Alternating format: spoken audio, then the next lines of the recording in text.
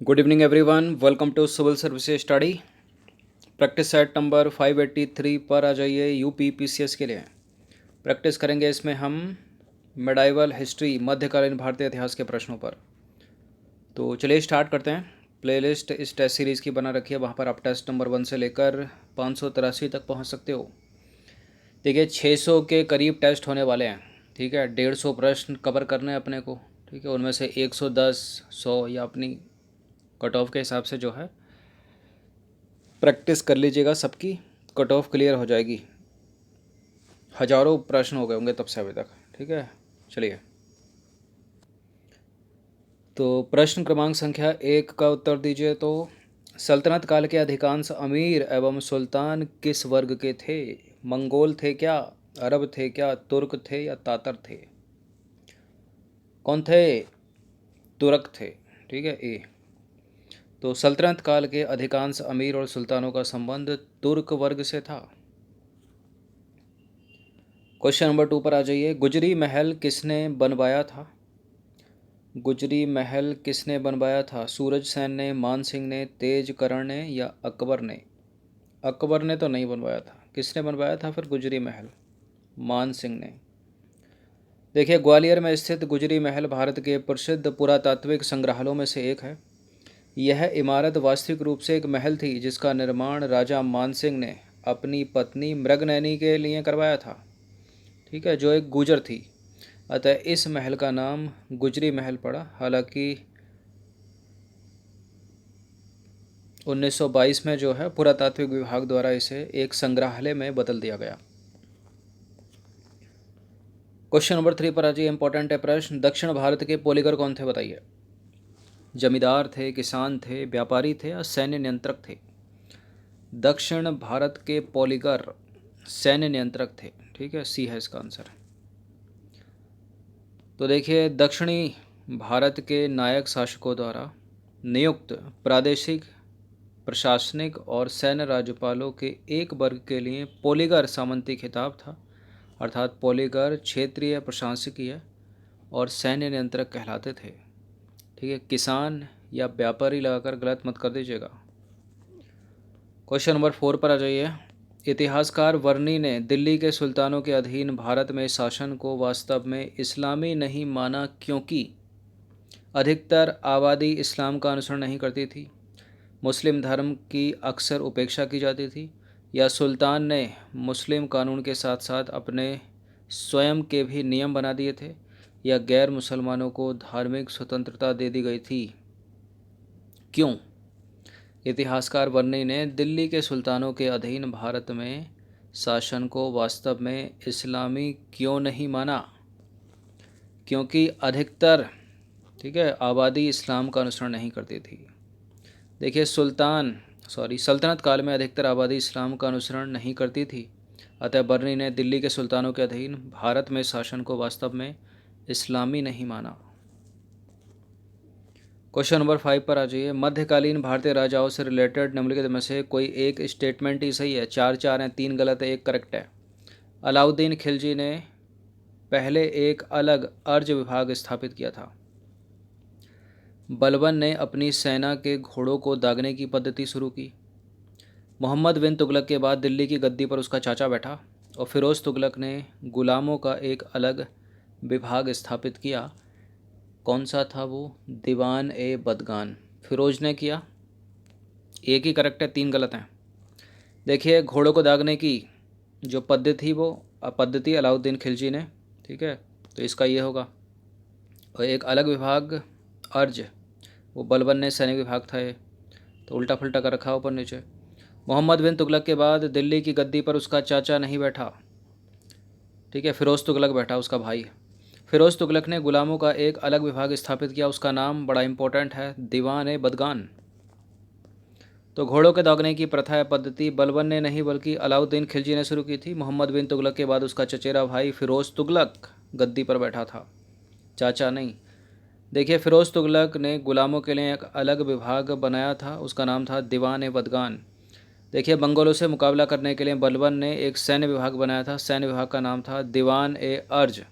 ठीक है, बलबन ने अपना सेना मंत्री सेना मंत्री कौन हुआ? दीवान ए अर्ज। ठीक है, इमाद उल मुल्क को, किसको? इमाद उल मुल्क को बनाया, और बलबन ने उसे वजीर के आर्थिक नियंत्रण से मुक्त रखा ताकि उसे धन की कमी ना हो। प्रश्न क्रमांक संख्या 6 पर आ जाइए। निम्नलिखित में से कौन सा सही रूप से सुमेलित है? अब 3 गलत हैं, एक ही सुमेलित है। कौन सा है वो? दीवान ए बदगान, ठीक है, जो एक दास विभाग था, इसकी स्थापना की फिरोज शाह तुगलक ने। ये पहले ही सही है। दीवान ए मुस्तकराज बलबन का नहीं है, अलाउद्दीन खिलजी का है। दीवान ए कोही या दीवान ए अमीर कोही मोहम्मद बिन तुगलक का है, और दीवान ए अर्ज बलबन का है। ठीक है, ये विभाग कौन किसका है ये पूछ लिया जाता है, और ये विभाग क्या था ये भी पूछ लिया जाता है, कि कोई दास विभाग था, कोई सैन्य विभाग था, कोई कृषि विभाग था, क्या था, कोई राजस्व विभाग था। तो मोहम्मद बिन तुगलक ने संकट की स्थिति में किसानों की सहायता करने के लिए, ठीक है, कृषि विभाग बनाया था, यानी दीवान ए कोही या दीवान ए अमीर कोही। दीवान ए अर्ज जो एक सैनिक विभाग था, बलबन ने बनाया। दीवान ए बदगान, ठीक है, फिरोज शाह तुगलक ने इसका गठन किया। यह विभाग दासों की देखरेख करता था। फिरोज शाह तुगलक के शासनकाल में दासों की संख्या अभूतपूर्व वृद्धि हुई थी।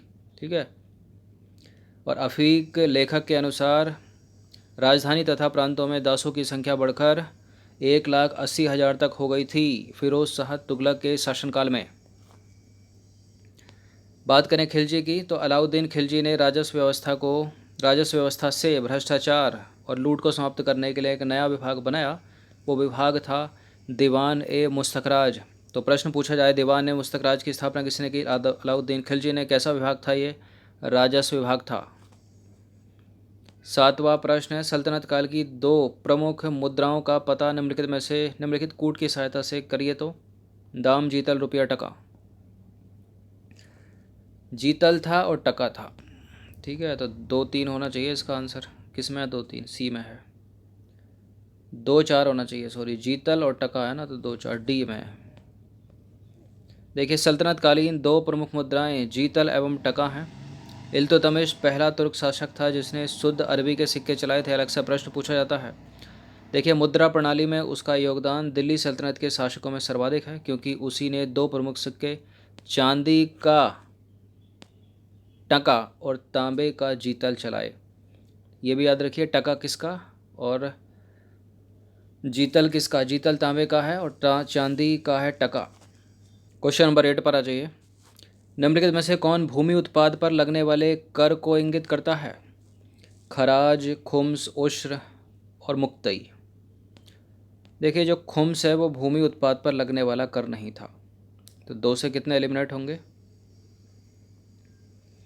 2 से 2 एलिमिनेट हो जाएंगे। ठीक है, खराज है, उश्र है और मुक्तई है। तो 1, 3, 4 हो जाएगा इसका आंसर, डी। देखिए, खुम्स जो है भूमि उत्पाद पर लगने वाला कर नहीं था, बल्कि यह एक धर्मनिरपेक्ष कर था। खुम्स लूट का धन था जो युद्ध में शत्रु राज्य की जनता से लूट में प्राप्त होता था। इस लूट का 4/5 भाग सैनिकों में बांट दिया जाता था और शेष 1/5 भाग राजकोष में जमा होता था। लेकिन अलाउद्दीन खिलजी ने और मोहम्मद बिन तुगलक ने 4/5 भाग राजकोष में रखा और शेष 1/5 भाग सैनिकों में बांटा। प्रश्न क्रमांक संख्या 9 पर आ जाइए। निम्नलिखित में से कौन सा एक सही सुमेलित नहीं है? दीवान मुस्तखराज विभाग की स्थापना अलाउद्दीन खिलजी ने, दीवान अमीर कोही की मोहम्मद बिन तुगलक ने, दीवान खैरात की फिरोज तुगलक, दीवान रियासत बलबन। कौन सा गलत है इसमें? दीवान मुस्तखराज अलाउद्दीन खिलजी सही है। दीवान कोही या दीवान अमीर कोही मोहम्मद तुगलक या मोहम्मद बिन तुगलक, कुछ भी लिखा सकता है, करेक्ट है। ठीक है, कृषि विभाग था ये। दीवान खैरात खैरात खैरात खैरात फिरोज शाह तुगलक, ये भी सही है। दीवान रियासत बलबन का नहीं है, बलबन का है दीवान अर्ज। दीवान रियासत और मुस्तखराज ये दोनों के दोनों अलाउद्दीन खिलजी के हैं, डी गलत है। तो देखिए, दीवान रियासत जो है वो अलाउद्दीन खिलजी का है। कैसा विभाग है? बाजार नियंत्रण विभाग है। दीवान खैरात जो एक दान विभाग है फिरोज शाह तुगलक का है, इंपॉर्टेंट है। दीवान कोही अमीर कोही एक कृषि विभाग है मोहम्मद बिन तुगलक का, और दीवान मुस्तखराज एक राजस्व विभाग है अलाउद्दीन खिलजी का। तो अलाउद्दीन खिलजी के 2 विभाग यहाँ पर, दीवान मुस्तखराज जो एक राजस्व विभाग है और दीवान रियासत जो एक बाजार नियंत्रण विभाग है। 10वां प्रश्न है, निम्नलिखित में से किस राजवंश के अंतर्गत विजारत का चरमोत्कर्ष हुआ? विजारत का चरमोत्कर्ष हुआ तुगलक राजवंश के अंतर्गत। देखिए, विराजत विराजत एक ऐसी संस्था थी जिसे इस्लामी संविधान में मान्यता दी गई थी। विराजत को एक संस्था के रूप में अपनाने की प्रेरणा अब्बासी खलीफाओं ने फारस से ली थी। महमूद गजनबी के राज्यकाल में अब्बास फजल बिन अहमद प्रथम वजीर हुए, जो शासन व्यवस्था चलाने में निपुण थे। ठीक है, और राज्य का प्रधानमंत्री वजीर कहलाता था। तुगलक काल मुस्लिम भारतीय विराजत का स्वर्ण काल था। देखिए, फिरोज तुगलक के समय वजीर का जो पद है अपने चरमोत्कर्ष पर पहुंचा। वजीर मुख्यतः राजस्व विभाग का प्रधान होता था, यानी दीवान वजारत का प्रधान होता था। इस दृष्टि से जो है वह लगान, ठीक है, कर व्यवस्था, दान, सैनिक खर्च आदि सभी की देखरेख करता था। 11वां प्रश्न है, निम्नलिखित में से कौन सा एक सही सुमेलित नहीं है? बाज बहादुर मालवा के हो गए, कुतुब शाह गोलकुंडा के हो गए, सुल्तान मुजफ्फर साहिब गुजरात के, और यूसुफ आदिल शाह अहमद नगर के थोड़ी थे, बीजापुर के थे। ये ऐसे प्रश्न बना लेता है यूपीपीसीएस में मैच करने के लिए। तो देखिए, आदिल शाही राजवंश की स्थापना बीजापुर में 1489 में यूसुफ आदिल खान ने की थी। ठीक है, वह जॉर्जिया निवासी गुलाम था जो अपनी योग्यता के कारण बहमनी सुल्तान महमूद के यहाँ ऊंचे पद पर पहुंचा था और उसको बीजापुर का सूबेदार बनाया था, अहमदनगर का नहीं। क्वेश्चन नंबर 12 पर आ जाइए। दीवान अमीर कोही विभाग निम्नलिखित में से किससे संबंधित था? तो दीवान अर्ज सैन्य विभाग था बलबन का। दीवान अमीर कोही था कृषि विभाग किसका? एमबीटी मोहम्मद बिन तुगलक का। तो दीवान अमीर कोही या दीवान कोही की स्थापना मोहम्मद बिन तुगलक ने की थी। यह एक कृषि विभाग था। इस विभाग का कर्तव्य था कि खेती में सुधार और ज़मीनों की तलाश, ठीक है, और उन्हें उपजाऊ कैसे बनाया जाए। 13वां प्रश्न है, दिल्ली सल्तनत में दीवान ए अर्ज विभाग की स्थापना किसने की थी? दीवान ए अर्ज जो एक सैनिक विभाग था, बलबन है इसका उत्तर। तो दिल्ली सल्तनत में दीवान ए अर्ज की स्थापना बलबन ने की थी। अजीज ए मुमालिक के विभाग को दीवान ए अर्ज कहा जाता था। ठीक है, जिसका महत्व अलाउद्दीन खिलजी के समय व्यापक रूप से बढ़ गया। देखिए, यह सैन्य विभाग का प्रमुख होता था। कौन? अजीज ए मुमालिक, ठीक है, जो चलाता था दीवान ए अर्ज को, जिसका महत्वपूर्ण कार्य सैनिकों की भर्ती, ठीक है, सैन्य भर्ती या सैनिकों व घोड़ों का हुलिया रखना और रसद व्यवस्था, सैनिक निरीक्षण एवं साज सज्जा की व्यवस्था करना होता था। नंबर 14 पर आ जाइए। भारत के किस मध्यकालीन शासक ने इक्ता व्यवस्था प्रारंभ की थी? इक्ता व्यवस्था प्रारंभ की थी किसने? अलाउद्दीन ने नहीं, इल्तुतमिश ने प्रारंभ की थी। लेकिन इल्तुतमिश की इक्ता व्यवस्था को समाप्त कर दिया या रोक लगा दी अलाउद्दीन खिलजी ने। तो प्रारंभ की किसने? इल्तुतमिश ने। उत्तर क्या हो जाएगा? इल्तुतमिश हो जाएगा। तो इक्ता प्रथा या व्यवस्था के अंतर्गत सैनिकों या राज अधिकारियों को वेतन के बदले जो है भूमि दी जाती थी। ठीक है, मतलब नगद वेतन की जगह भूमि दे दी जाती थी उनको। इस प्रथा को इल्तुतमिश ने 1226 में शुरू किया था। इक्ता प्रथा का अंत जो है अलाउद्दीन खिलजी ने कर दिया। ठीक है, और क्या किया उसने? सैनिकों को वेतन के रूप में नगद भुगतान फिर से आरंभ कर दिया। ठीक है, पहले सैनिकों को वेतन के रूप में वेतन ही मिलता था। ठीक है, इल्तुतमिश आए, उन्होंने इक्ता व्यवस्था ला दी तो भूमि दी जाने लगी। फिर उसके बाद खिलजी आ गए तो क्या हुआ? नगद भुगतान फिर से हो गया। प्रश्न क्रमांक संख्या 15 पर आ जाइए। अंतिम प्रश्न है, सल्तनत काल में भू राजस्व का सर्वोच्च ग्रामीण अधिकारी कौन था? चौधरी था, रावत था, मलिक था, पटवारी था? कौन था? ना पटवारी था, ना मलिक था, ना रावत था, चौधरी बोलते थे उसको। तो देखिए, सल्तनत काल में भू राजस्व का सर्वोच्च ग्रामीण अधिकारी चौधरी था। सल्तनत काल में अलाउद्दीन प्रथम सुल्तान था जिसने भूमि की पैमाइश कराकर और भूमि की वास्तविक आय पर लगान लेना निश्चित किया। ठीक है, भू राजस्व ही सल्तनत काल में आय का मुख्य साधन था। रावत, मलिक और पटवारी आदि लगान वसूलते थे। ठीक है, ये तब के पद हैं देखिए। ठीक है, आज तक ये सभ्य समाज में बने हुए हैं। ठीक है, ये तो पोस्ट ही कर दी है। चलिए, तो 15 प्रश्न थे ये, इनकी प्रैक्टिस एक बार कर लीजिएगा। धन्यवाद।